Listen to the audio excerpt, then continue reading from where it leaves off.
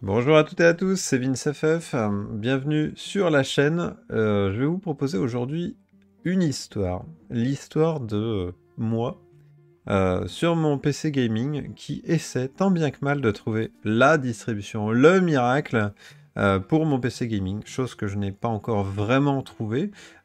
Si vous vous rappelez bien, j'ai mis Zorin en full vert. Mais Zorin a tendance à avoir des paquets un peu vieux aujourd'hui et en fait j'aime bien quand même avoir des paquets relativement récents.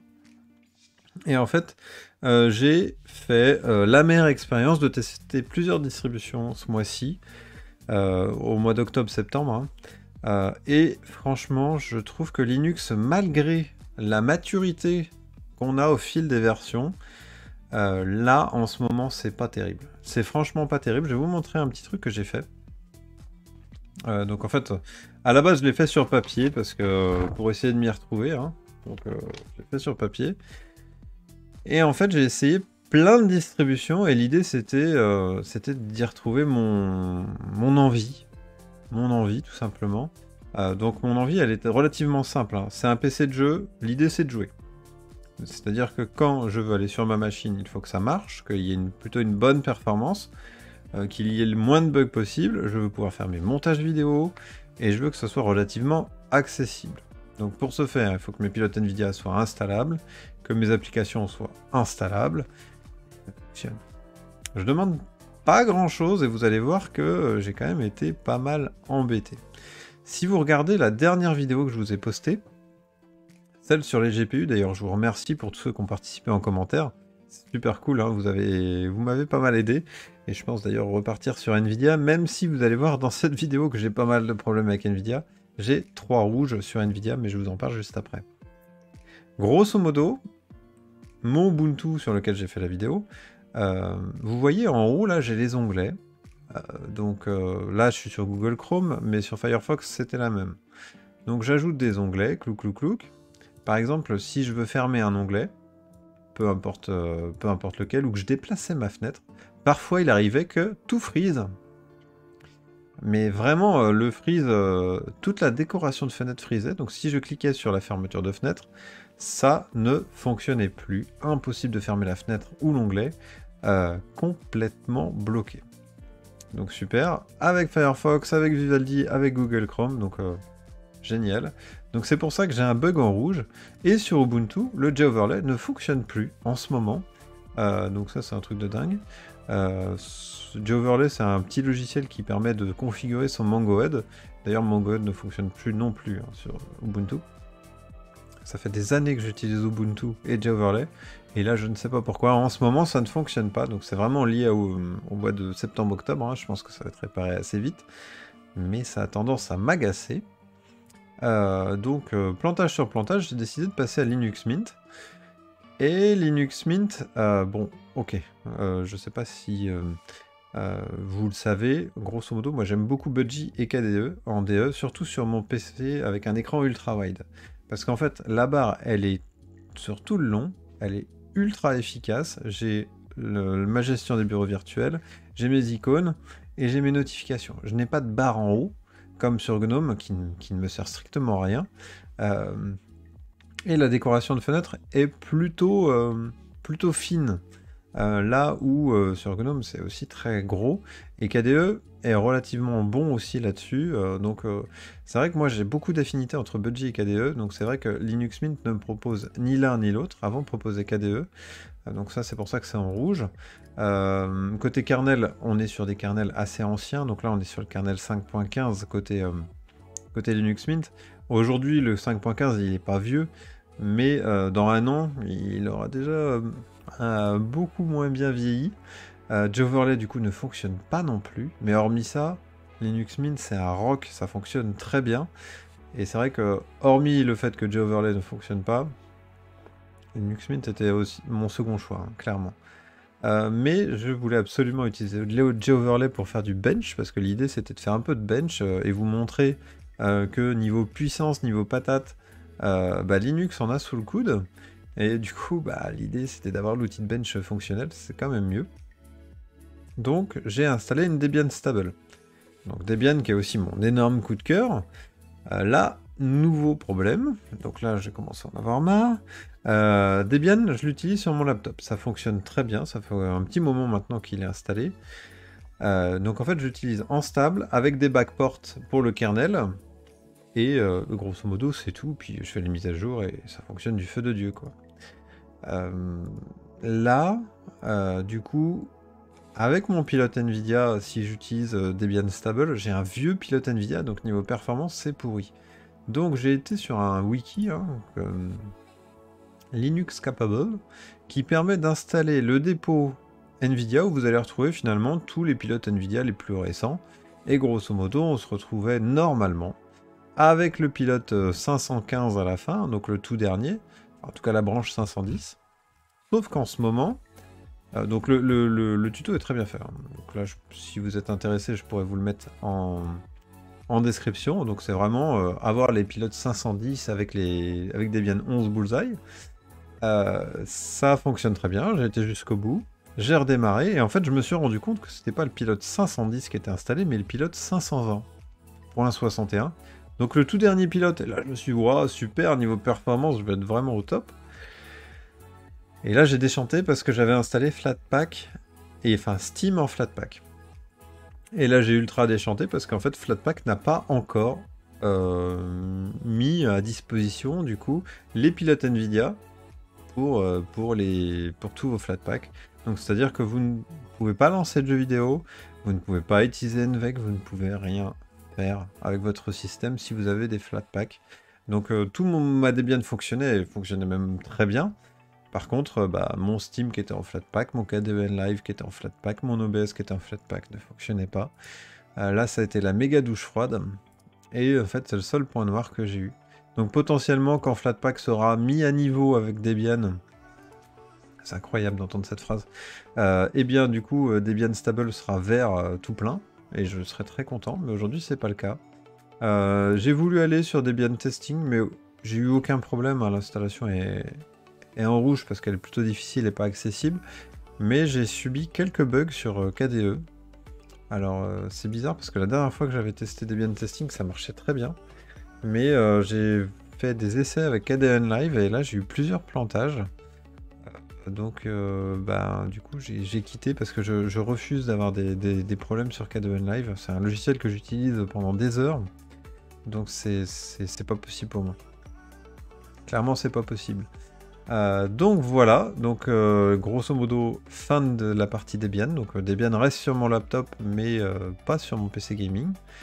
Du coup j'ai installé Fedora, donc Fedora qui est une distribution que je n'apprécie pas plus que ça, honnêtement, je reste honnête. Après, si je regardais mes exigences, grosso modo une installation facile, les pilotes Nvidia récents, la possibilité d'avoir Budgie ou KDE, la possibilité d'avoir un kernel récent, avoir un J-Overlay qui fonctionne, une bonne stabilité, pas de bugs et des paquets relativement frais.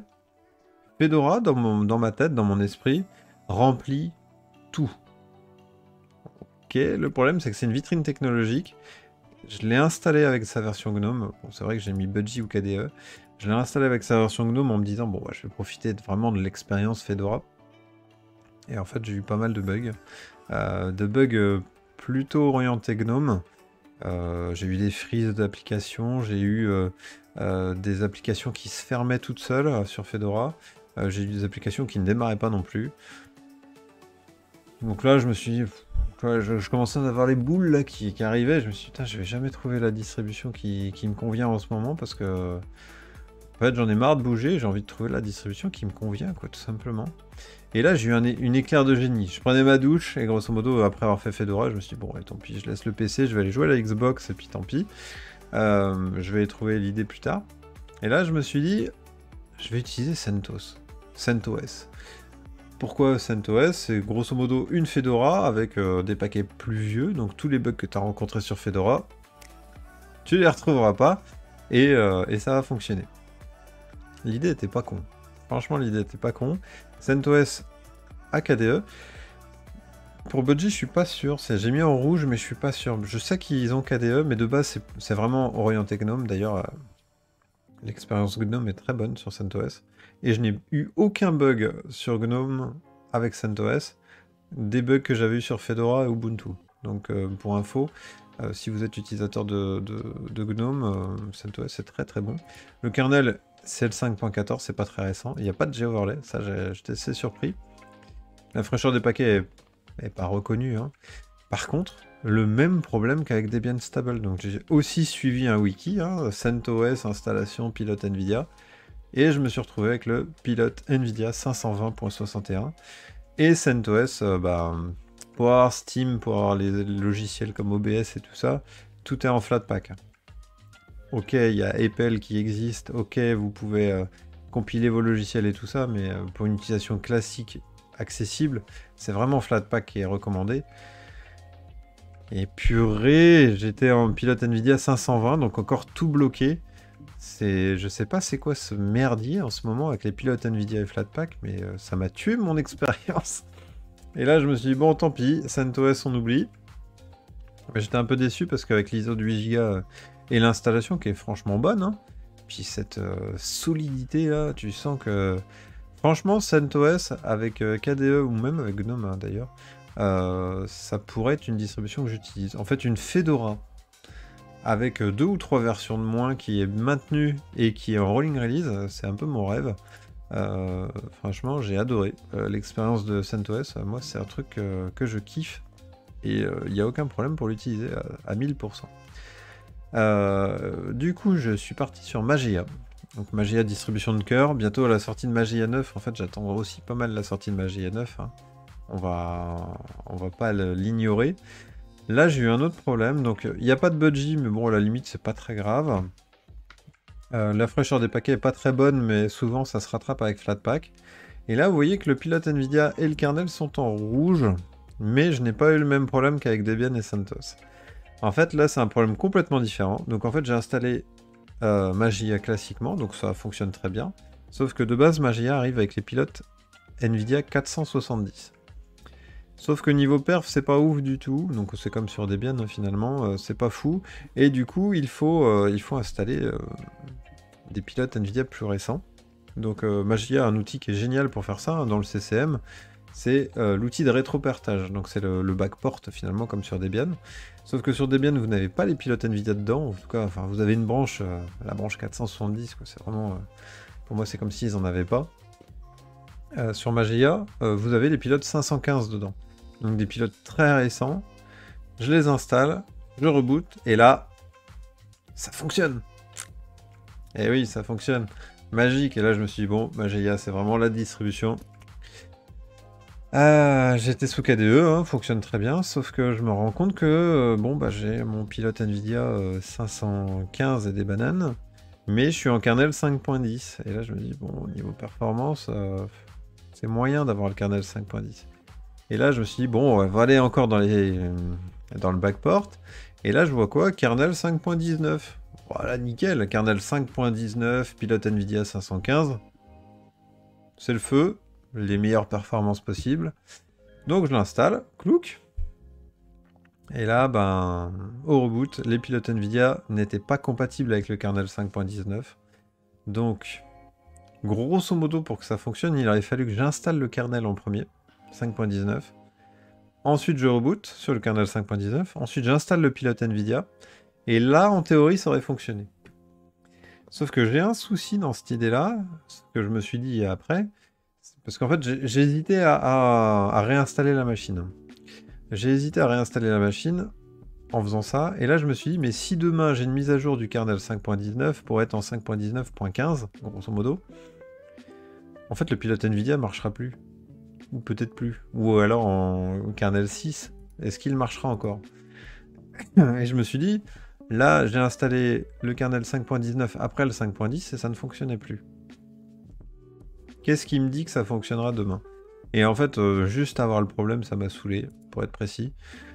Sinon, hormis ça, Mageia, c'est un sans faute, ça fonctionne très bien. Si la dernière étape me va plus demain, je suis extrêmement pressé que Mageia 9 sorte et je resterai sûrement basé sur Mageia 9. Mais aujourd'hui, ça ne l'a pas fait. Tout simplement, ça l'a pas fait. Et du coup, ma dernière solution a été Solus. Donc, je ne serais pas parti sur Windows. Hein. Je pense que j'avais un autre backup que je vais vous parler après. Mais grosso modo, Solus a une bonne installation. D'ailleurs, une bonne installation, mais qui n'est pas compatible avec toutes les machines. Parce qu'en fait, l'ISO est assez vieille, elle a plus d'1 an. Et en fait, si vous avez une machine très récente, potentiellement l'installation ne fonctionnera pas. Il est plus que temps que l'ISO soit remis à jour. Ça, c'est un gros problème. Donc, c'est une rolling release. Donc, en fait, vous l'installez et vous faites les mises à jour. Et du coup, vous vous retrouvez avec des paquets très récents. Mais à l'installation, vous partez de loin, quoi. Côté pilote Nvidia, on est très bon. On est avec les pilotes 515. On a le choix entre Budgie et KDE avec les quasi toutes dernières versions. Le kernel, c'est un kernel 5.15 LTS. Mais bientôt, on passe au 5.19 avec Solus. G-Overlay fonctionne. La stabilité, au top, hein. Sur Solus ça marche très bien. Je n'ai eu aucun bug.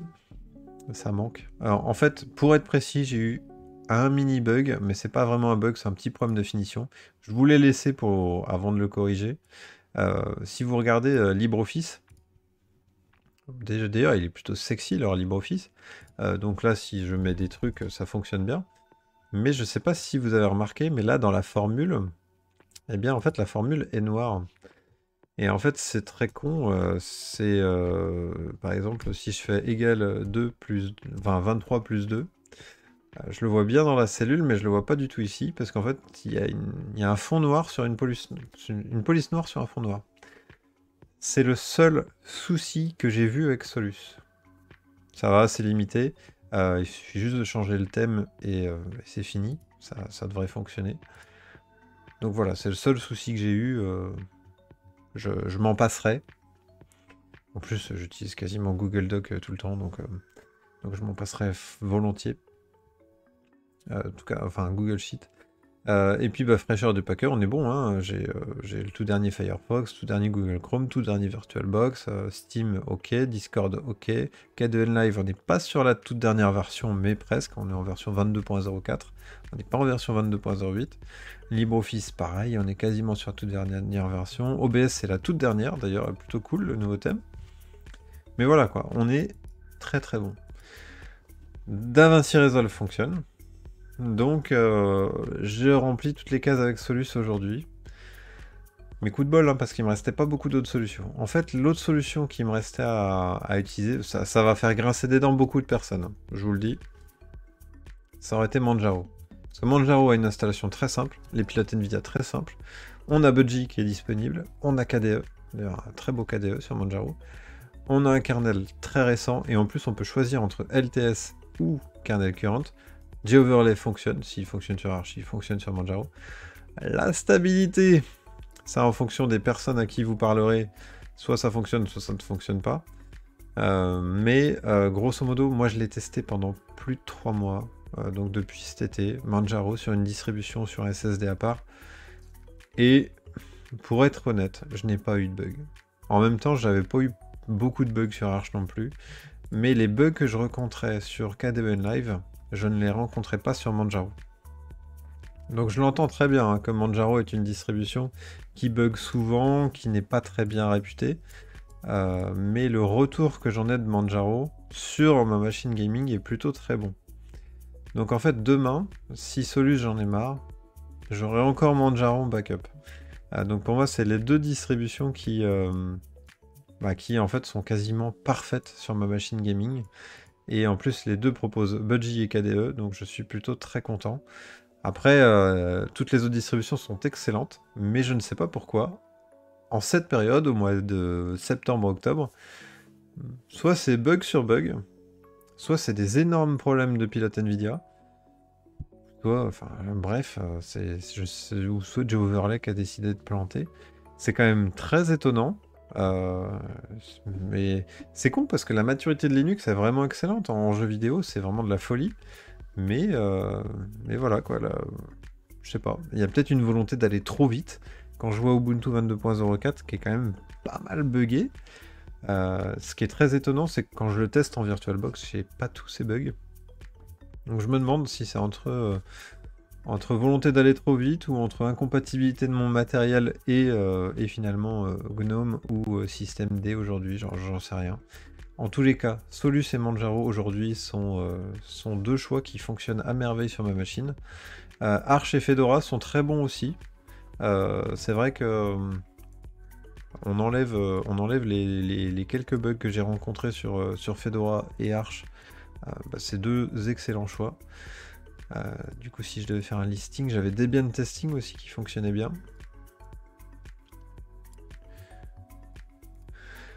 Et là, tout le reste, voilà quoi. Ah non, il y a Linux Mint. Dès que Linux Mint est OK avec JOverlay, ça sera bon. Grosso modo, ça serait ça mon classement, du coup, du bas vers le haut. Ouais, j'ai mis Solus en premier pour être honnête. Voilà, grosso modo, ça ferait ça. Mais c'est dommage. C'est dommage, et j'espère vraiment qu'à l'avenir, tout va être réglé et régulé. En tout cas, je l'espère pour moi, je l'espère pour vous. J'espère que ma vidéo vous a pas barbé. En tout cas, je vous ai donné mon expérience et mon retour sur ces derniers jours, dernières semaines sur mon desktop gaming Linux. La chaîne va faire un petit virage côté jeux vidéo, en tout cas, je le souhaite. En tout cas, on va essayer de parler un peu plus de jeux vidéo avec un podcast dédié à Final Fantasy, avec quelques benches sur d'autres jeux que Cyberpunk. Déjà, je vais peut-être commander une carte graphique dans pas longtemps. Peut-être que ça pourrait servir pour ces benches. Enfin bref, on verra bien. En tout cas, j'espère que vous avez aimé cette vidéo. N'hésitez pas à me dire c'est quoi votre distribution dans les commentaires qui fonctionne à merveille pour vous. Ça peut être intéressant, ça peut aussi me donner des idées. Sur ce, je vous dis tchuss, et puis à la prochaine.